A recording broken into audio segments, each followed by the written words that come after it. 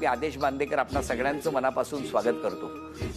या पूर्वीच्या भागामध्ये आपण अनघा विजू माने या कुटुंबाला भेटलो आणि या गप्पा आता अशाच आपण पुढे सुरू ठेवणार आहोत. पुन्हा एकदा स्वागत करूया माने कुटुंबाचं. नमस्कार. रोजिरी, सांग आई बाबांबद्दल. दोघेही मला खूप आवडतात. आई नेहमी घरी असते, म्हणजे माझं अभ्यासाचं काही असलं वगैरे किंवा मला कुठे बाहेर जायचं असलं तेव्हा ती असते घरी. बाबा खूप बिझी असतो, त्याला जमत नाही, पण जेव्हा जमतं तेव्हा तो असतो घरी. अच्छा, आणि तुला आदेश काकांबद्दल पण काहीतरी बोलायचं होतं. माझ्याबद्दल काय सांगणार, सांग. बोला. आम्ही लास्ट टाइम आलो होतो तेव्हा तुम्ही म्हणाला होतात की बाबा मला जास्तीत जास्त वेळ द्यायचा प्रयत्न करेल, पण तो नाही करत प्रयत्न. चुकलं माझं. याचबरोबर हे बातमीपत्र संपलं. मी यासाठी तिला म्हटलं की ती घरून निघताना की आदेश काका मला खूप आवडतात, मी त्यांना तिकडे गेल्यावर ते सांगणार आहे. आणि तिने मी इतका आवडतो की ती मनातलं काही लपवून ठेवू शकत नाही. आज मात्र त्यांनी प्रॉमिस केलंय. आता पिक्चरचं सगळं चालू होतं म्हणून त्यांची मेहनत चालू होती. आपल्याला सर्वांना माहीतच आहे की झी स्टुडिओचा चित्रपट सर्वत्र प्रदर्शित झालेला आहे. त्याला आपण भरभरून आशीर्वादही देत आहात. चित्रपटाचा चित्रपटगृहामध्ये जाऊन आनंद लुटा आणि याला आशीर्वाद द्या. सासूबाई नमस्कार. काय जावयाबद्दल काय म्हणणं आहे? जावई एकदम छान आहेत. 10 मार्कातले एकाला 6 द्यायचे, एकाला 5 द्यायचे. तर मुलीला किती द्याल आणि जावयाला किती द्याल? जावयाला 6, मुलीला 5. जावईच आहे फक्त लाडका. बाबा सांगावं कसं वाटतंय आज? मला खूप आनंद होतो, कारण आमचे जावई, दोन्ही जावई म्हणजे पुष्कर देसाई आणि विजू माने हिरे आहेत, हिरे 2. आणि त्यामुळे मला म्हणजे मी शब्दात नाही सांगू शकत एवढा मला प्रचंड आनंद आहे आणि मी खूप सुखी आहे. लहानपणीची बहीण आणि आताची काय बदल झालाय तिच्यात? एका वाक्यात सांगायचं झालं तर लहानपणी मी तिची ताई होती, पण आता ती माझी ताई आहे. अरे वा. मोठी ताई जे काही करते ते ती नक्कीच माझ्यासाठी करते असं मला नेहमी वाटतं. म्हणून मला असं वाटतं की लहानपणी मी तिच्या ताई होती, पण आता ती माझी ताई आहे. आणि त्यांच्याबद्दल काय म्हणणं आहे विजू? विजू म्हणजे सपोर्ट आहे तो माझा ॲक्च्युली. म्हणजे तो खरं तर एवढा बिझी असतो, त्याचं काम खूप मोठं आहे खरं तर. पण म्हणजे मला कधी काही गरज लागली ना तर अनुसारखा तो पण माझ्या पाठीशी असतो की नाही तू कर, मी आहे, तुला काय हवं मला सांग, मी तुला हेल्प करीन. किंवा म्हणजे म्हणलं ना, ते दोघंही माझे सपोर्ट सिस्टम आहात आत्ता आहेत. दोघांबद्दल बोलायचं झालं तर पहिली खूप प्रॉमिनंटली एक मोठी गोष्ट आहे की दोघंही खूप पॉझिटिव्ह आहे आणि कोणत्याही गोष्टीमध्ये काही गोष्ट चालू करायची तर ते नेहमी असे पॉझिटिव्ह असतात, करायची. आपण विजूबद्दल बोलायचं तर विजू तर वर्कोलिक आहेच, तो काय प्रश्न नाही आहे. आणि तो एक हे असतं ना, एक वेव असतं ना, ती एनर्जी असते. तो असेल तर ती एनर्जी सगळ्यांमध्ये उतरते, हे आहे. त्यामुळे तो आणि अनघा पण तशीच आहे. मला काका खूप आवडतो, तो माझ्या फॅमिलीमधला सगळ्यात फेवरेट आहे आणि त्याचा पिक्चर येणार आहे म्हणून मी खूपच खुश झाली आहे. आणि मला मावशी पण आवडते खूप. बरं, एक छोटासा खेळ आहे आणि तो खेळ असा आहे की समोर ना काही वस्तू ठेवलेल्या आहेत, त्या स्पर्शाने ओळखायच्या आणि ती वस्तू कुठली आहे हे सांगायचं. 5ही जर वस्तू बरोबर ओळखल्या तर या माऊलीला सोन्याची नथ झी मराठीकडून मिळणार आहे. तेव्हा ती सोन्याची नथ मिळवून देण्याची जबाबदारी तुमच्यावर आहे. तर आता तुम्ही त्यांचा हळू हातात घ्या आणि आता एकेका वस्तूचा स्पर्श करायचा. बघूया बरोबर ओळखतात का? अरे शेंगदाणे. बरोबर. डाळ. अरे वा. अरे ही आपली आवडती नळी. क्या बात है. 3. अरे हे चणे सुके. Very good.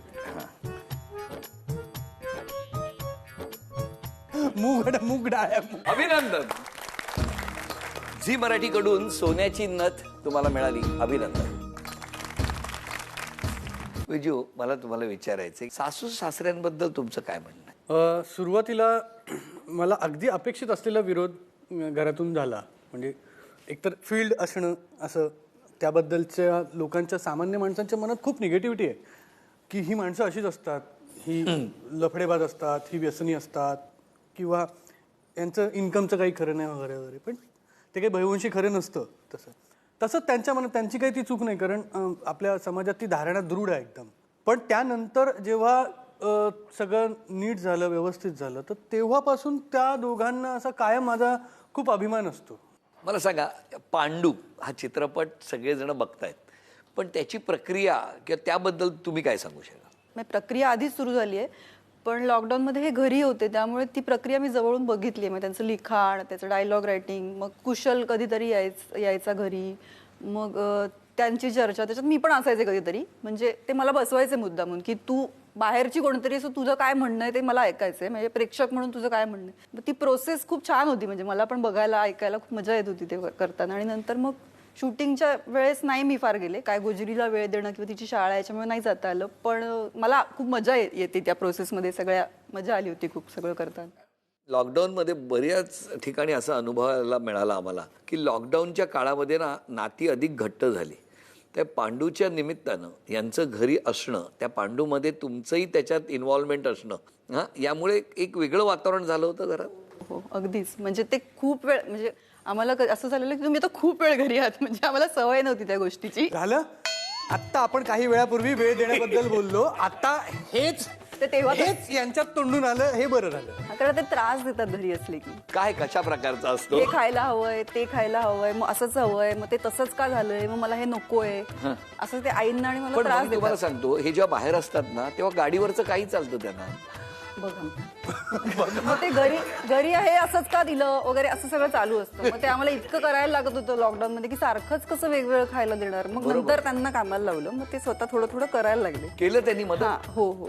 लॉकडाऊन मध्ये ते नॉनव्हेज खायचं, त्यांना नॉनव्हेज खायला खूप आवडतं आणि मी एवढं नाही बनवत नॉनव्हेज, पण मी शिकले आता लॉकडाऊन मध्ये हळूहळू त्यांच्यासाठी. ते मला मदत करायचे की हे असं कर, आपण दोघं करूयात, असं सुरुवात असायची.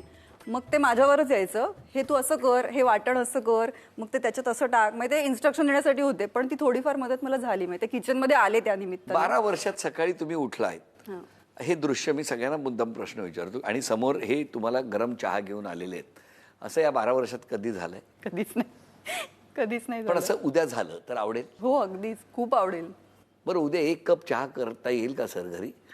एक फार नाही, पांडूच्या निमित्तानं. नाहीच. प्रॉब्लेम असा आहे, मी बनवू शकतो, म्हणजे प्रयत्न बनवण्याचा करेन, पण तो चांगला असेल की नाही याची मला खात्री, कारण मला तुम्ही हे मनात आधीपासूनच तो चांगला नसेल या भावनेनं करूच नका ना, तो गोड नाही लागेल आम्हाला. मी बनवून देईन, बाकी तू तुझं बघ.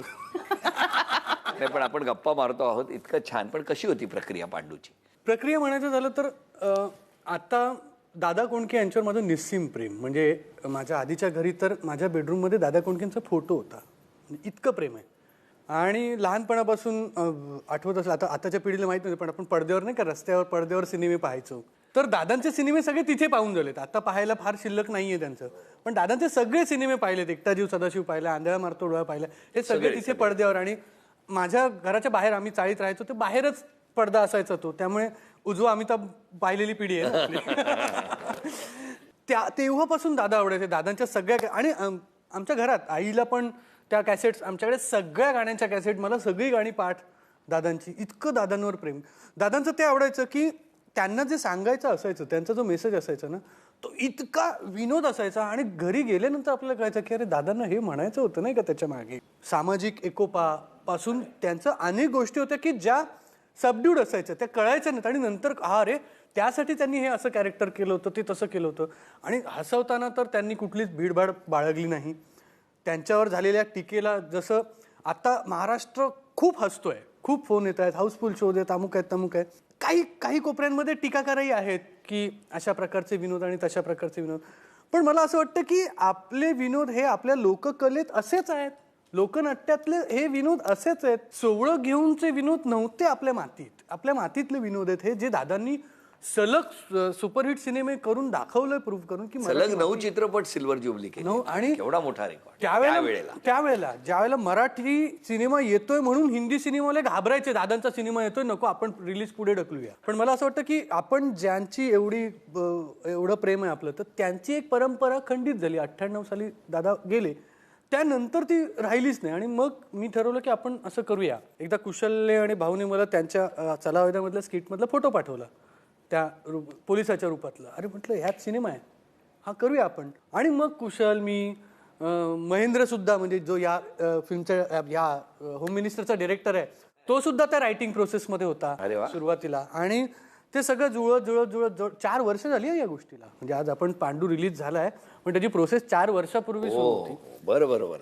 सगळ्यांकडे ते स्क्रिप्ट घेऊन फिरायचो, कारण मला त्या स्क्रिप्टवर, आणि मला खूप धन्यवाद मानायचे झी स्टुडिओजच्या सगळ्यांचे, कारण त्यांनी तो जो माझा विश्वास आहे त्या स्क्रिप्टवरचा, तो त्यांनी बघितला आणि त्यांनी पूर्णपणे पाठबळ दिलं. तुला कसा हवाय सिनेमा तसा तू शूट कर. त्यांनी कुठली आडकाठी आणली नाही, हे करू नकोस, ते करू नको, असं एडिट, कुठल्याच क्षणाला ते मध्ये आले नाही. कारण त्यांनी इतका विषय नाही, विजू करतोय ते पूर्ण बरोबर आहे, एकदाही ते आले नाही. तर एकदाही त्यांनी असं नाही सांगितलं की आपण असं करूया का, तसं करूया, हे नको, हे हवंय, काहीच नाही. तू कर सिनेमा, आमचा तुझ्या क्रिएटिव्हिटीवर विश्वास आहे. आणि त्या प्रोसेसमध्ये कुशलचं माझ्यासोबत असणार. कुशल माझा अगदीच जवळचा मित्र आहेच, पण तो कायम सगळ्या संकटात, चांगल्या, आणि या चांगल्या यशात सुद्धा कुशल सोबत आहे, हे मला खूप बरं वाटतं. आणि असं वाटतं ना की सिनेमा म्हणजे सोपा, तर हिने पाहिला जाऊन पांडूसारख्या एका व्यावसायिक विनोदी सिनेमाचे सुद्धा 17 ते 18 ड्राफ्ट झाले. तर ते सगळं इतकं पेपरवर होतं. मी पेपरच्या बाहेरचा एकही विनोद जे स्क्रिप्टमध्ये आहे तसाच्या तसा सिनेमा बनवला. मी एकही विनोद किंवा एकही रिॲक्शन सुद्धा एक्स्ट्रा येऊ दिली नाही. जे ठरलं होतं आपण तेच करूया, आणि इतकं छान, त्यामुळे ते कदाचित लोकांना आज तेवढं आवडतंय. आणि ते दादांवरचं प्रेम आहे. आणि सगळ्या गोष्टीला जर हे जे काही यश आहे ते सगळं खरंच दादांचं यश आहे. म्हणजे याच्यात काही माझं मोठेपणा असं नाही, हे दादांनाच श्रद्धांजली म्हणून होतं, आणि त्यांनाच ते यश सुद्धा मी अगदी मनापासून अर्पण करतो, त्यांचं आहे ते. बरं, आता मी अजून बघितलेला नाहीये या सगळ्या धावपळीमध्ये, मला बघायचं आहे. तुम्ही तर बघितलेलं आहे, कसा वाटला? धमाल. म्हणजे फक्त हसण्यासाठी जायचं असेल तर पांडू सिनेमा बघा असं मी म्हणेन. खूपच धमाल आहे, खूप. म्हणजे आपण हसतच बाहेर पडतो सिनेमागृहातनं, इतकी मजा येते. या सगळ्या गप्पा सुरू असताना एक खेळ आहे. त्या खेळामध्ये समोर काही चित्र दाखवणार, आणि ती चित्र जर तुम्ही अचूक ओळखली तर या माऊलीला झी मराठीकडून तन्मणी बक्षीस म्हणून मिळणार आहे. अशोक सराफ. क्या बात आहे मामा. उषा चव्हाण. अरे वा. आणि साक्षात देव दादा कोंडके. झी मराठीकडून हा तन्मणी. अभिनंदन. एक मला प्रश्न विचारायचा आहे, तुम्हाला विचारतो आधी. आज क्षमा मागायची असेल तर कोणाची मागाल? मी सगळ्यांचीच क्षमा मागेन. जर माझ्याकडनं काही चुकून बोललं गेलं असेल कोणाला, कोणाला राग आला असेल, तर मी सगळ्यांची क्षमा, घरातल्या सगळ्यांची क्षमा मागते माझ्याकडनं काही चूक झाली असेल. तुम्ही आज? हीचीच. काय एका हिचीच मध्ये माझ्या डोळ्यात पाणी आलंय. कारण काय असतं, खरं आहे की बऱ्याचदा काही गोष्टी व्यक्त करता येत नाहीत, आणि त्याच्या मनामध्ये कुठेतरी खोलवर आपल्या पाठी कोण खंबीरपणे उभी आहे हे कायम त्याची जाणीव असते. आणि ती जाणीव मला ना आता हिचीच असं म्हणताना होती, आणि खूप छान वाटलं. कारण स्वाभाविक आहे, शेवटी घर दोघांचं असतं आणि तसाच संसार दोघांचा आहे. त्यामुळे एकमेकाचे स्वभाव, हिचं असणंच माझ्या अस्तित्वाचं हे आहे, रूप आहे खरं हिचं असणं. आणि मी तिचा नंबर सुद्धा बेटर हाफ असाच सेव्ह केलाय. माझी जी पर्सनॅलिटी आहे त्याचा बेटर हाफ हीच आहे. मला सांगा, पांडू हा चित्रपट सगळेजण बघतायत, त्याबद्दल तुम्ही काय सांगू शकाल? पांडू सिनेमाच्या प्रोसेसमध्ये ना सगळ्यात महत्त्वाची गोष्ट होती ती म्हणजे ना, हा सगळ्या मित्रांचा सिनेमा आहे. म्हणजे कुणीही या सिनेमात मला किती मानधन मिळणार, काय मिळणार नाही, म्हणजे आपला सिनेमा आहे. तर ही जी मैत्री आहे ना, म्हणून या सिनेमात असं मी एक ट्रॉफी सिनेमाची त्या विशेष मित्रांना दिली, आणि त्यात मी असं म्हटलं की माझं सिनेमाचं वेळ स्वतःच्या डोळ्यात घेऊन आपलं शहाणपण बाजूला ठेवलं ना, म्हणून तुमचे आभार. जसं मला आदेश बांदेकर ह्या व्यक्तीबद्दल पण वाटतं. हा किस्सा प्रेक्षकांना मुद्दाम सांगू इच्छितो. मी शूट करत होतो, आणि त्या दिवशी असं होतं की अचानक भाऊ कदमला काहीतरी थोडंसं इकडे तिकडे झालं होतं, त्याला फार जमत नव्हतं, आणि मी त्याला बूस्टअप करायचा प्रयत्न करत होतो. आणि अचानक एक अशी मिठी आली छान मला मागून, आणि मी वळून बघतो तर साक्षात आदेश बांदेकर. आणि मला इतकं भारी वाटलं. कुठल्याही प्रकारे मी येतोय, मग त्या माझी बडदास्त वगैरे काही नाही, अत्यंत. आणि शुभेच्छा द्यायला प्रत्यक्ष सेटवर कुठलाही बडेजाव नाही, काही नाही. आणि अरे मला खूप बरं वाटलं.